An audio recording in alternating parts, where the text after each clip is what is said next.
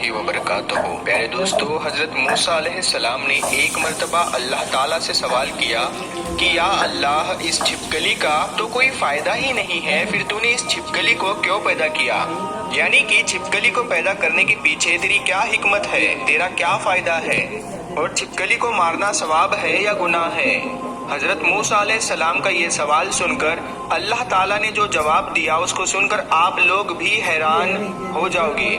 इसीलिए आज की ये वीडियो आप लोगों के लिए बहुत ही खास है, आप इसे आखिर तक जरूर देखें। और अगर आपको अच्छा लगे तो दिल से एक लाइक करके अपने दोस्तों में जरूर शेयर करें। प्यारे दोस्तों, अगर हम अपनी रोजमर्रा की जिंदगी पर गौर व फिक्र करें तो हमें इस दुनिया में बहुत सी ऐसी चीजें देखने को मिलती है जो हमें बिल्कुल भी बेफायदा लगती है, या फिर किसी ऐसी चीज से हमें तकलीफ पहुंचती है तो हमें लगता है कि ये तो बिल्कुल बेकार चीज है, और हम ये सोचते हैं कि इसको अल्लाह ताला ने क्यों पैदा फरमाया है।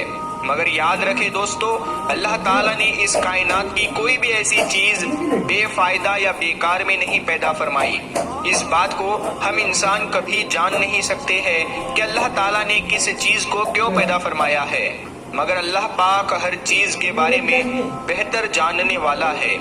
इसी तरीके से अल्लाह ताला ने कोई भी मखलूक बेमकसद, बेकार और बेफायदा पैदा नहीं की है, चाहे वो कोई भी मखलूक क्यों ना हो, चाहे वो इंसान हो, शैतान हो या जिन्नात हो, या फिर इस दुनिया के छोटे मोटे कीड़े ही क्यों ना हो।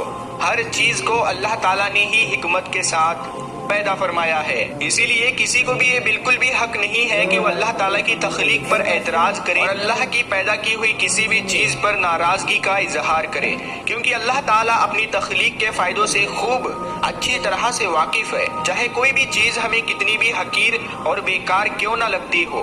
प्यारे दोस्तों, आप सभी लोग अच्छी तरह से जानते हैं कि हजरत मूसा अलैहिस्सलाम अल्लाह ताला से हम कलाम हुआ करते थे, यानी कि अल्लाह ताला से बातें किया करते थे। अक्सर हजरत मूसा अलैहिस्सलाम कोही तूर पहाड़ पर जाकर अल्लाह ताला से बात करते थे।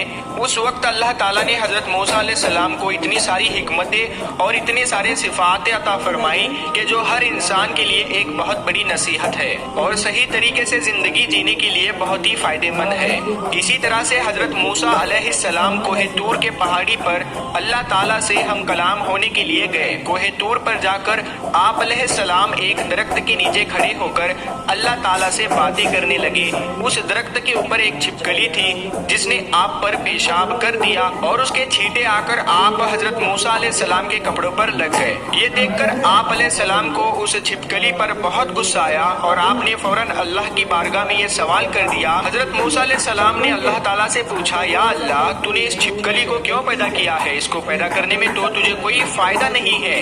जाहिर है कि हजरत मूसा अलैहिस्सलाम का ये सवाल करना अपनी जगह पर बिल्कुल सही था, क्योंकि हजरत मूसा अलैहिस्सलाम को छिपकली का कोई फायदा नजर नहीं आ रहा था और ऊपर से उस छिपकली ने पेशाब भी कर दिया था। हजरत मूसा अलैहिस्सलाम का ये सवाल सुनकर अल्लाह ताला ने जवाब दिया, ऐ मूसा, ये छिपकली भी मुझसे कई सालों से यही सवाल कर रही है। ये छिपकली मुझसे पूछ रही है, ऐ अल्लाह, तूने इस मूसा को क्यों पैदा किया है? मुझे तो मूसा का कोई भी फायदा नजर नहीं आ रहा है। जाहिर सी बात है, यहाँ पर छिपकली का सवाल भी अपनी जगह पर बिल्कुल ठीक था, क्योंकि छिपकली को भी हजरत मूसा अलैहिस्सलाम का कोई फायदा नजर नहीं आ रहा था। ना तो मूसा को उस छिपकली को कोई दावत देनी थी और ना ही कोई तबलीग करनी थी, और ना तो मुझे उसको खाना पानी देना था। फिर मूसा का इसमें क्या फायदा है? इसीलिए अल्लाह ताला ने हजरत मूसा अलैहिस्सलाम से फरमाया, ऐ मूसा, 30 सालों से ये छिपकली मुझसे यही सवाल कर रही है कि ऐ अल्लाह, तूने मूसा को क्यों पैदा फरमाया? और अल्लाह ताला ने हजरत मूसा अलैहिस्सलाम से फरमाया, ऐ मूसा, आज तुम मुझसे ये पूछ रहे हो कि मैंने इस छिपकली को क्यों पैदा फरमाया। ऐ मूसा, ये तो तुम्हारा रब ही जानता है, यानी मैं ही बेहतर जानता हूँ कि मैंने इस छिपकली को किस मकसद के साथ में पैदा किया है और मैंने तुम्हें किस मकसद के साथ पैदा फरमाया है। ऐ मूसा, मैंने हर मखलूक को अपनी अपनी हिकमत के साथ पैदा फरमाया है, और जो मकसद, जो फायदा किसी एक मखलूक से है, वो मकसद और वो फायदा किसी दूसरी मखलूक में नहीं हो सकता। ऐ मूसा, याद रखना, अल्लाह ने हर छोटे मोटे कीड़े मकोड़े पैदा किए हैं और छोटे मोटे जानवर पैदा किए हैं। ये अपनी अपनी अलग हिकमत है, ये अपना अपना एक अलग मकसद है। پیارے دوستو، پھر حضرت موسیٰ علیہ السلام کے دور میں ہی ایک بنی اسرائیل کی عورت آپ علیہ السلام کی بارگاہ میں آئی اور سوال کرنے لگی، اے اللہ کے نبی، اللہ نے چھپکلی کو کیوں پیدا کیا ہے؟ یہ تو کسی بھی کام کی نہیں ہے، یہ دیکھنے میں بھی کتنی بدصورت دکھتی ہے، اس کی شکل صورت بھی ایسی ہے کہ ہمیں اس کو دیکھ کر ڈر لگتا ہے، اور چھپکلی تو کسی بھی کام کی نہیں ہے، پھر اللہ تعالیٰ نے اس کو کیوں پیدا کیا ہے؟ یہ سن کر حضرت موسیٰ علیہ السلام نے فرمایا، اے عورت، یہ چھپکلی بھی اللہ تعالیٰ سے یہی سوال کر رہی ہے کہ اے اللہ، تو نے انسانوں کو کیوں پیدا فرمایا ہے؟ یہ تو ناشکرا ہے، یہ تو بے صبرا ہے، یہ تو فساد ڈالنے والا ہے، یہ تو لڑنے جھگڑنے والا ہے، اس زمین میں فساد پھیلانے والا ہے، بغض اور کینہ رکھنے والا ہے، اس کی تخلیق سے تم کو کیا فائدہ ہے؟ تو چھپکلی کو اللہ تعالیٰ نے جواب دیا، اے چھپکلی، میں اپنی تخلیق کے فائدے سے اور حکمت سے زیادہ واقف ہوں، اسی لیے ہم سب کو چاہیے کہ اگر کسی کی پیدائش ہماری خواہش اور ہماری مرضی کے خلاف ہو جائے تو ہمیں ناراض نہیں ہونا چاہیے، بلکہ اللہ تعالیٰ کا ہر حال میں شکر ادا کرنا چاہیے۔ اسی طرح سے پیارے دوستو، ایک شخص حضرت علی رضی اللہ تعالیٰ عنہ کی بارگاہ میں حاضر ہوا اور اپنے دست ادب کو جوڑ کر نہایت ہی ادب کے ساتھ میں عرض کرنے لگا، یا علی رضی اللہ تعالیٰ عنہ، کیا چھپکلی کو مارنا گناہ کا کام ہے یا ثواب کا کام ہے؟ اگر اس کو مارنا گناہ نہیں ہے تو ایسا کیوں ہے؟ بس اتنا سننا تھا۔ تو حضرت علی نے فرمایا، اے شخص، یاد رکھنا، اس روئے زمین پر کچھ مخلوقات ایسی ہے جو انسانوں سے ناخوش ہے، اور ان کا شیطان سے وعدہ کیا ہوا ہے کہ وہ انسان کو ہر طرح سے نقصان دیں گے، اور انہی میں سے ایک ہے یہ چھپکلی، اور اس کے خاندان سے جڑے کچھ مخلوقات بھی ہیں۔ یاد رکھنا، یہ چھپکلی شروع سے ہی انسانوں کی دشمن رہی ہے، اسی لیے ان کو مارنا کوئی بھی گناہ کا کام نہیں ہے۔ یہ سن کر اس شخص نے کہا، یا حضرت علی، آپ نے فرمایا کہ چھپکلی کے خاندان نے انسانوں کے ساتھ میں دشمنی کی ہے اور شیطان کی بیعت کی ہے، یا علی، یہ کب اور کیسے ہوا؟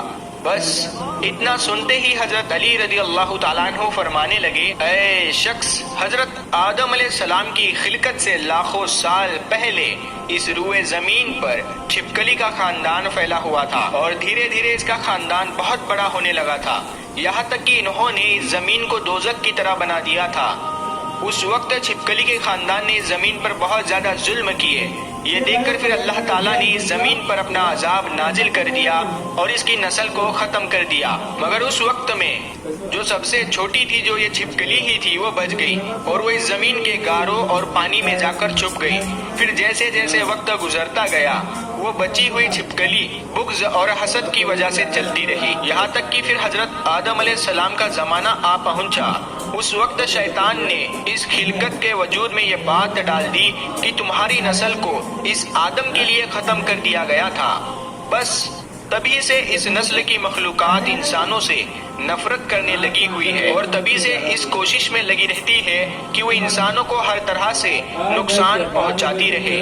اے شخص، یاد رکھنا، یہ واحد مخلوقات ہے۔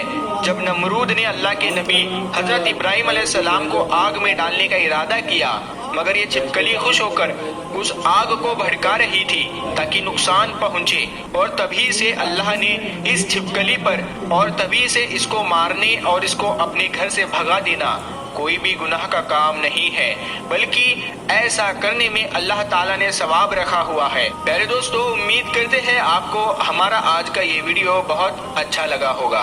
اگر آپ کو یہ ویڈیو پسند ہے تو آپ ہر بار کی طرح اس ویڈیو کو اپنے دوستوں میں شیئر کریں اور اس ویڈیو کو لائک کریں، اور ابھی تک آپ نے ہمارے چینل کو سبسکرائب نہیں کیا ہے تو ہمارے نور حدیث یوٹیوب چینل کو ضرور سبسکرائب کریں۔ ہم ملتے ہیں پھر ایک نئی ویڈیو کے ساتھ۔